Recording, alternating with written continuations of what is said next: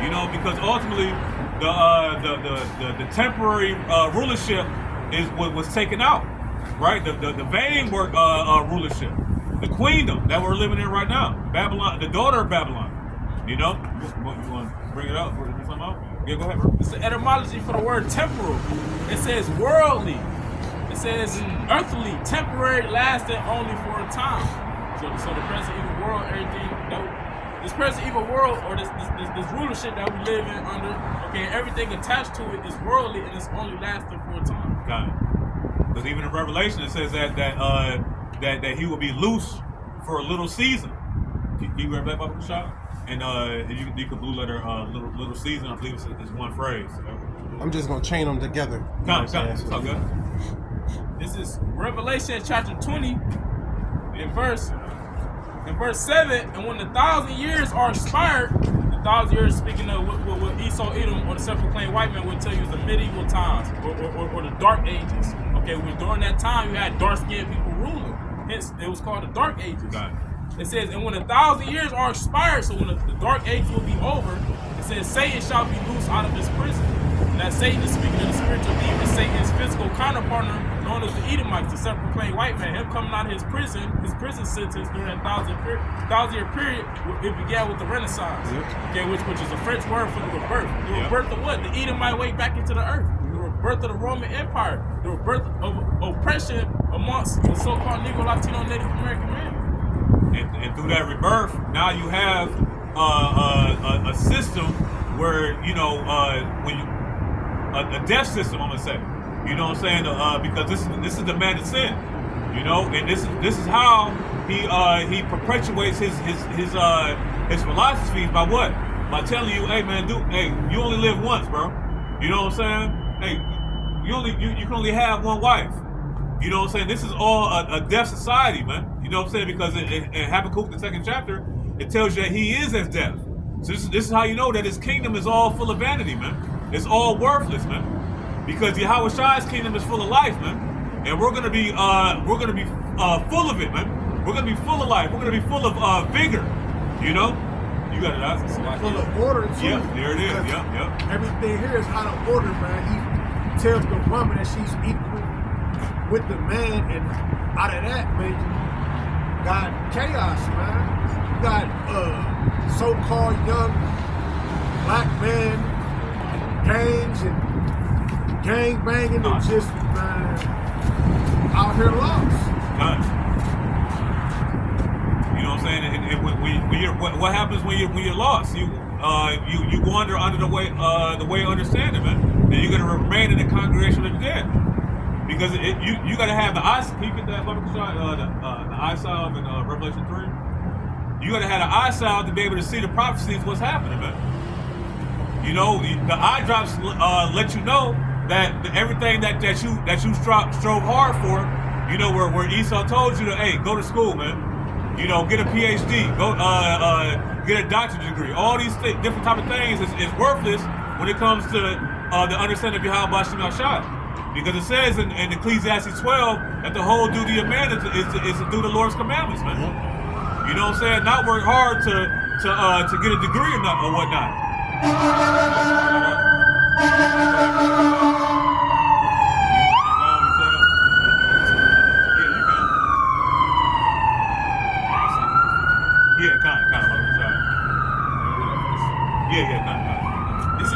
I'm jumping up in Revelation chapter 20 and verse 1. I started verse 1 says, and I saw an angel come down from heaven having the key of the bottomless pit and a great chain in his hand. That represents the captivity that Esau will be in, man. Alright? And when he was loose out of that captivity, what happens? He started what? Deceiving. That's why everything that we see right here is vanity, man. All the buildings that we see right now, all this is just his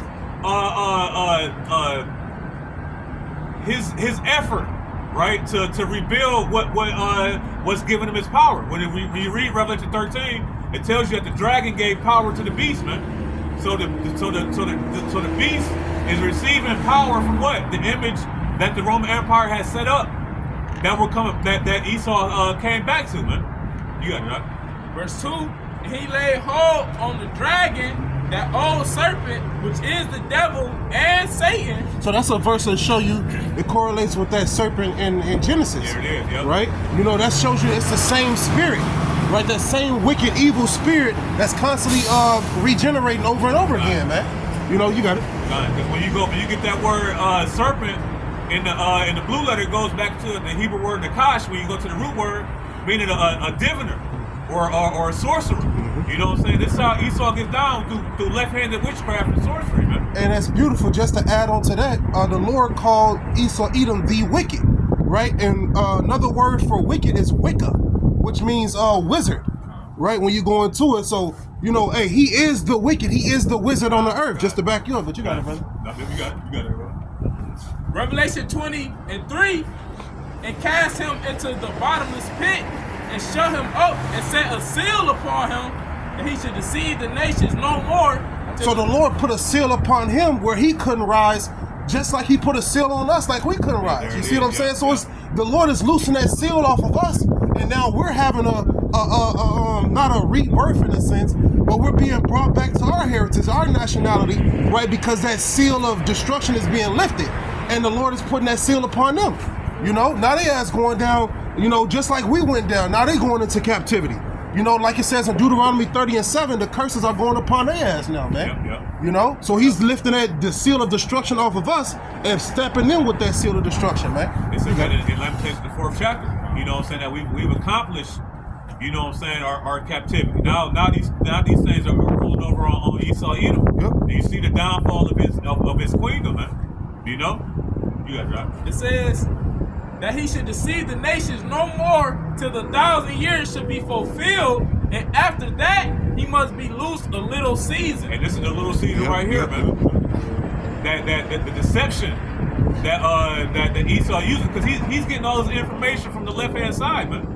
You know, that's how Esau always got down, man. You know, and that's how he had a head start on these nations, because Esau, the so-called the Esau, which is the biblical name of the so-called white man, has been using the left-hand side to get an advantage for centuries now, man.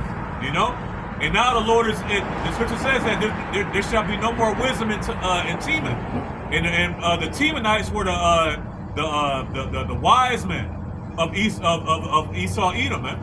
You know, and their understanding is being removed. There it is. Yep. Those were the ones that created the modern day nuclear missile. Yeah. You know, Robert Oppenheimer. You know, but he had part in that. You know, he was messing with the atoms. Robert Oppenheimer. And that's the Smith that was created, man. Yep. When you read Zechariah, no, it's Isaiah 54. Isaiah 54:16. Yeah. You want to grab? This is the blue letter definition for the word little, and that verse is G3398. The Greek word is mikros. Mikros, it says small, little. It says of time, short, brief, a little while, how little. Hey, and the Greek word, can you get Matthew 28 in the last verse? Because Yahushua said that he was going to be with us until the end of the world. And when you get that word world in the Greek, it goes into eon, meaning a period of time, man. Mm-hmm. So that little season was what? The little time that Esau, the rebirth of the Roman Empire, that he was going to be with us, man, to pull us through. You know, and Lord willing, we are part of that number. It's the book of Matthew, chapter 28, verse 20. And that's that same world that links up with Esau is the end of the world and Jacob is the beginning of that follow. Yep, eons. You got it, bro. It says, teaching them to observe all things, whatsoever I have commanded you. And lo, I am with you always, even until the end of the world. Now mine. And see, and Yahushua is with us even to the end of the Roman Empire, man. The revival of the Roman Empire. Because when you read Revelation 17, it tells you that this system is the mother of all harlots, man.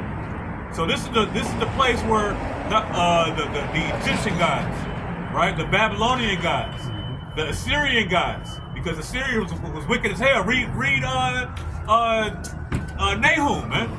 You know, can you get Nahum about the show? You got something?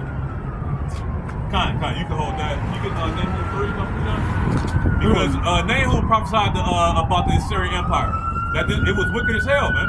You know, and Babylon the Great is a compilation of all these damn empires, man.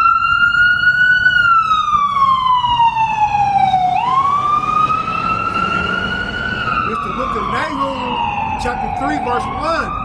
Woe to the bloody city! It is all full of lies and robbery. The prey departeth not. The noise of a whip, the noise of the rattle of wheels, and of prancing horses, and of the jumping chariots. The horsemen lifted up both the bright sword and the glittering spear. Now this is Nahum prophesying against Nineveh, right? You know, and you know, Nineveh was a wicked city. You know, it was a main hub, just like Babylon is today, man. Okay, and this prophet was sent against that current state of wickedness, just like we're sent against this current state of wickedness, man. You know. And when you go to the history of Syria, man, I mean the Syrians, they was doing all types of atrocities to the Israelites. Yes. Man. They was flaying our skin. They was hanging us. They was killing us. It was just like here, man. All about witchcraft and sorceries, man. That's right. And what is it in the Hebrew? Nakawam, I believe. Nakawam, which means comfort, right? I believe, right? Comfort, right? So that's what. Hey, Nahum, he was there to judge, you know, Nineveh, but he also was a comfort sent for the elect in that time. You know, and that's what the prophets are. You know, in this time, the prophets are a comfort to the elect in this time, and as well as simultaneously bringing down America through these prophecies, man. You know, it's happening. It's duality happening. You know, one side being comforted, the other side being brought down, man. But y'all got it. And that's why it says in Proverbs that keep it down. Nineveh 3:3. The horsemen lifted up both the bright sword and the glittering spear. And there is a multitude of slain, and the great number of carcasses. And there is none end of their courts. They stumble upon the courts because of the multitude of whoredoms of the well-favored harlot, the mistress of witchcraft, that selleth nations through her whoredoms and families through her witchcraft. And that's Nahum through the Spirit prophesying of America. Yeah. Okay, because ancient Nineveh was completely wiped out to the point where it was dead bodies laying everywhere. Okay, that's speaking of America, because America, as the brothers just elaborated, America carries the spirit of these different kingdoms all in one. Nineveh, Egypt, Sodom, Rome, Babylon, so on and so forth. So it's giving you what's going to happen to America, but it also tells you the reason why. It said the well-favored harlot. Why? Because all nations, they take favor, they delight in the ways of America. That's why they do business with America. That's why they people come over to America and learn the ways of America. And John and the Apostle John saw the vision, and he slipped too, bro. He wandered after the beast, bro. You know what I'm saying? That's how seductive this system is, man. That's why the Apostle Paul told us in Galatians the 5th chapter to walk in the Spirit, so you shall not fulfill the lust of the flesh, man. Yeah. You know? Yeah. And go ahead, bro. Go ahead.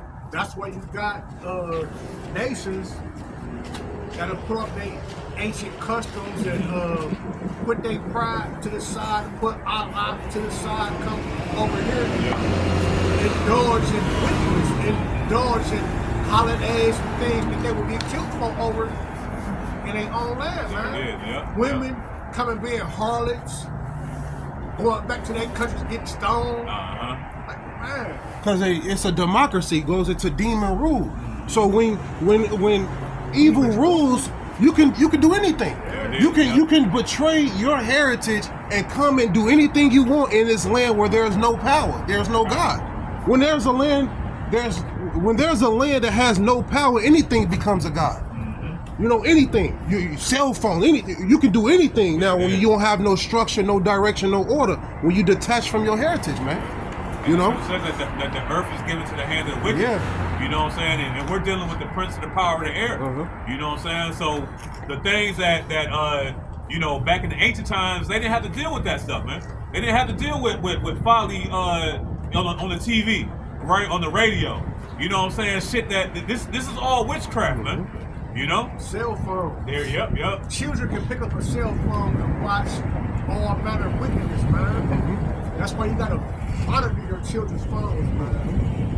Because in a sense, these different devices is like portals for It is. demons. It They is. show you that in the movie Afraid. Yeah. The little girl, when she was on her tablet, she was watching whatever she was watching, and her face started changing to a demonic face. Yep. I got a quick preset. Because basically what America teaches you and promotes is do as thou wilt. Yeah. Okay, that's why a lot of nations, they come over here and they become defiled because they learn to do what they will. And that results in what? Corruption. Yep. The second Maccabees chapter 7 and verse 16, this is one of the seven sons speaking unto Antiochus the fourth, surnamed Epiphanes, which was an Edomite. Yep. Okay. It says, second Maccabees 7 and 16, then looked he unto the king and said, thou hast power over men, just like the Edomites do today. Okay, they got power, they in the fulfillment of the blessing that was given unto them by Isaac. We just quoted it. The earth was given into the hand of the wicked. It says, thou hast power over men, thou art corruptible, thou doest what thou wilt.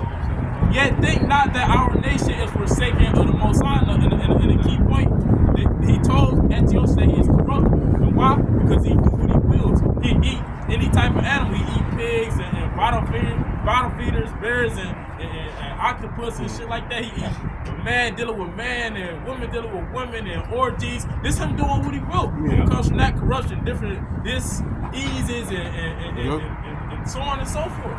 Whole lot of death. You see, ultimately, that's how Esau gets down, man, because he knows he's on the sinking ship, man. You know, when you watch Titanic, the nigga was still playing. That's what Esau do, is still playing, knowing that his destruction is evident, man. Yeah. You know, you got it. That's because his expectation is that his inward thought that their dwelling places will continue forever. Yeah. But now we witnessing that expectation is starting to die. Yeah. You know? Hey. Proper spirit. Yeah. Hey, there was prophecy. It was prophetic to happen. There was a prophecy that took place, right, when you set your nest among the stars, man. Like it says in Obadiah, right? Those satellites. When you did that, your kingdom started to fall, man. You know, now your bridges are breaking down. Now your roads, you see construction in every city. You see what I'm saying? That's a prophecy that's taking place as we speak, man. You falling, you're collapsing. The good old days, but remember when 007, James Bond and shit? Yeah. That was, the Golden Gun and shit, that was their era right there, man. You know? And it's crazy that your brother had mentioned the Titanic, because Esau sit out his own mouth. Nobody can sink this ship, not even the Most High. Guess what? The Lord sank The it. Most High took it down, man. Same way he gonna take Babylon the Great down, man. That's right. Because the Lord tries your words, man. You know what I'm saying? Hey, we vow, right? And Lord willing, we're not slightly paying, man. And see, Esau vowed a vow also, man. He said, hey, I am as God, bro. You know what I'm saying? I sit in the seat as God. You know, exactly. You know what I'm saying? That shall be Justified. And now by that word shall be condemned. You know? And that's what and Esau's being condemned right now, man. Yeah. You got it, I do. No, let's really get that, and then then you got it. This Malachi chapter 1, and starting at verse 1, it says the burden of the word of the Lord to Israel by Malachi. And when you go into that word burden, I think it means vision. So this is him having a vision. It says verse And 2. then typically, Salaki, if I may, typically when these visions happen, you know, it was heavy on the prophets to the point where it'll get them weak, you know, as far as tired, you know, it's wearisome, you know what I'm saying? Hey, this is not no easy thing, man. You know, especially to get this word and to prophesy this word, it's like a burden to you, you know, in a sense, but it's a beautiful burden because it's a reward afterward, you know?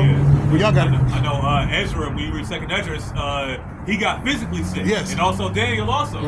He got physically sick. You know? Yeah, because seeing these videos, it takes a toll on you, man. It is, You know? Hey, even us in this walk, man, it takes a toll on you, but you got to keep going. You know, in the flesh, sometimes you don't want to do it, but your spirit getting ready to do it. You know what I'm saying? Like, that's how it goes, man. But, you know, staying in this walk, that's the best That's the best source, you know, for protection. You know, so that's what we know. So that's why we stay doing it, man.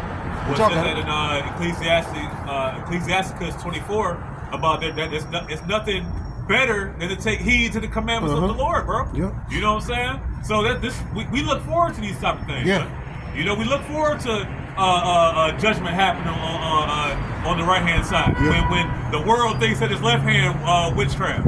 You know what I'm saying? Yeah. We look forward to open up the newspaper or seeing social media and seeing death, bro. Because we know the Lord's working, man. Because the Lord is being known by the judgment which He executes, man.